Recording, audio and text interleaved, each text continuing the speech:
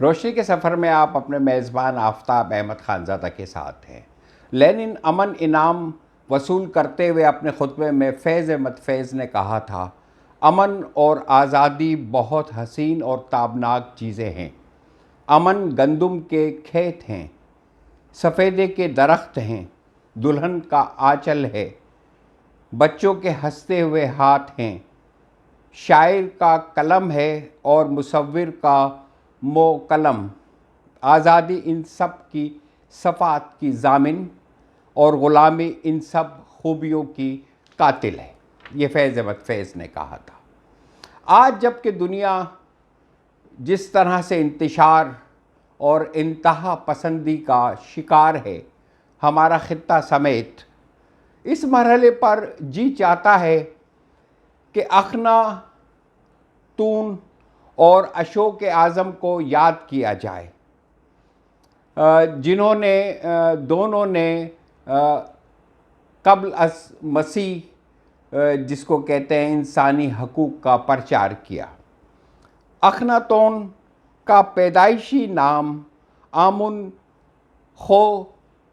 خوتپ charm تھا۔ فرعونہ کے 18ویں خاندان کا یہ نواں فرعون 13 برس کا تھا جب 1375 قبل از مسیح میں تخت نشین ہوا۔ وہ بنیادی طور پر خواب دیکھنے والا تھا۔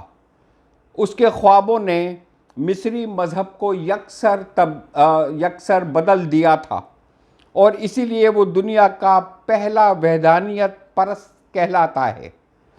فرعونہ کے خاندان میں وہ لوگ پیدا ہوتے تھے جن کا پسندیدہ مشغلہ پڑوسی ملکوں پر لشکر کشی اور ملک کی سرحدوں کو وسیع سے وسیع تر کرنا تھا۔ اخناتون تخت نشین ہوا تو اسے اپنے خوابوں سے فرصت نہ تھی کہ وہ فوجی مہمات پر نکلتا اور زرد و جواہر، کنیزیں اور غلام سمیٹ کر لاتا۔ فتوحات اور لشکر کشی اس کے لیے نہایت ناپسندیدہ کام تھے۔ اس کا نتیجہ یہ نکلا کہ شام، فلسطین اور ایشیائے کوچک جو مصری سلطنت کا حصہ اور اس کے باج گزار تھے، وہ حملہ آور کے قبضے میں چلے گئے۔ اس نے اپنے جنرلوں کو جنگی مہمات کے لیے خطیر رقم دینے سے انکار کیا۔ نتیجہ یہ نکلا کہ فوج میں اس کی مخالفت بڑھتی چلی گئی۔ مصری جنرلوں اور پروہتوں کے لیے یہ صورتحال ناقابل برداشت تھی۔ ان کا فرعون امن اور انسانوں کی فلاح کی بات کرے، اس کے خلاف سازشیں ہونے لگیں۔ اس نے کل 17 برس حکومت کی۔ دنیا کا واحد آدرش وادی فرعون دنیا سے رخصت ہوا۔ وہ دنیا کا پہلا حکمران ہے جس نے جنگ سے نفرت کی اور امن کے خواب دیکھے۔ اسے بین الاقوامی نقطہ نظر کا پہلا پیغمبر بھی کہا جاتا ہے۔ بہار کے موریہ خاندان کا تیسرا بادشاہ اشوک اخناتون کے 1000 برس بعد پیدا ہوا۔ بنو بسار کا یہ بیٹا اور چندر گپت موریہ کا پوتا 273 قبل از مسیح برسر اقتدار آیا۔ اپنے دادا چندر گپت موریہ اور باپ بنو بسار نے اس کے لیے ایک عظیم سلطنت چھوڑی تھی۔ وہ اپنا وقت عیش و شکار میں گزارتا رہا۔ تاج شاہی سر پہ سجانے کے 8 برس بعد وہ اپنے عظیم لشکر کے ساتھ پڑوس کی طاقتور اور دولت مند ریاست کالنگا، جو اب جنوبی اڈیشہ کہلاتا ہے، اس پر حملہ آور ہوا اور اسے تیس نیس کر کے رکھ دیا۔ یہ اس کا پہلا حملہ اور پہلی فتح تھی۔ کہا جاتا ہے کہ طاقت کے نشے میں سرشار اشوک جب اپنے گھوڑے پہ سوار ہو کر کالنگا کے میدان میں اپنی فتح کا نظارہ کرنے کے لیے نکلا تو اس کی نگاہوں کے سامنے دور دور تک پھیلا ہوا میدان تھا۔ جس میں 1,00,000 سے زیادہ سپاہیوں کی لاشیں بکھری ہوئی تھیں۔ مردار خور پرندے ان پر اتر آئے تھے، بہت سے نیم مردہ تھے۔ کراہتے ہوئے اور پانی مانگتے ہوئے قریب کی بستیوں سے عورتیں آن پہنچی تھیں، جو میدان جنگ میں بکھری ہوئی لاشوں میں اپنے رشتے ڈھونڈتی تھیں اور آہ و بکا کرتی تھیں۔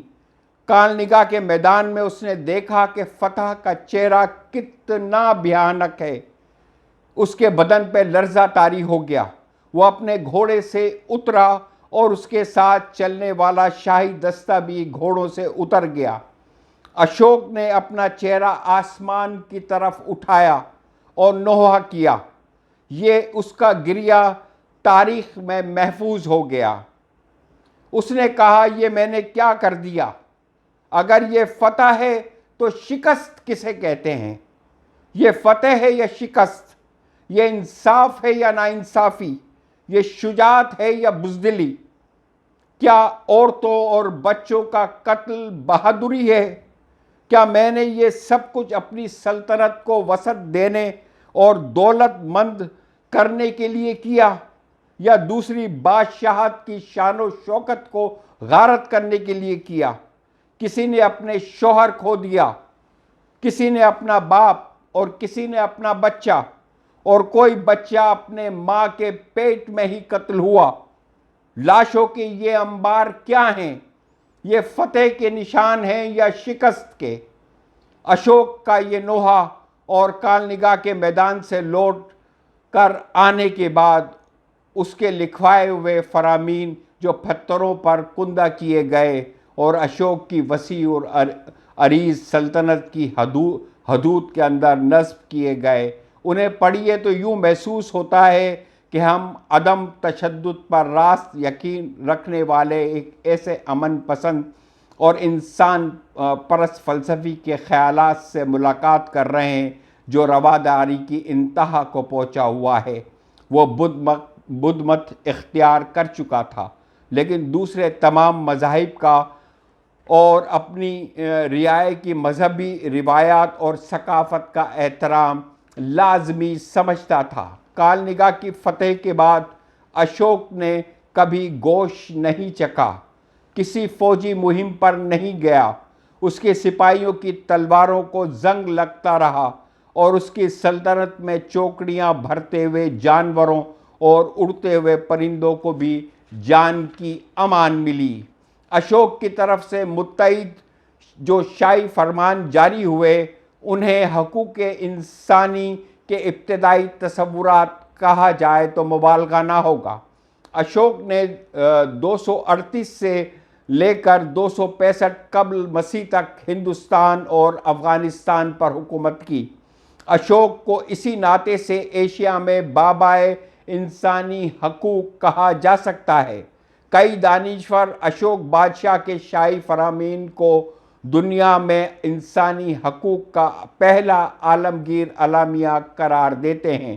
اشوک بادشاہ نے جانوروں کے حقوق کے متعلق بھی فرمان جاری کیے۔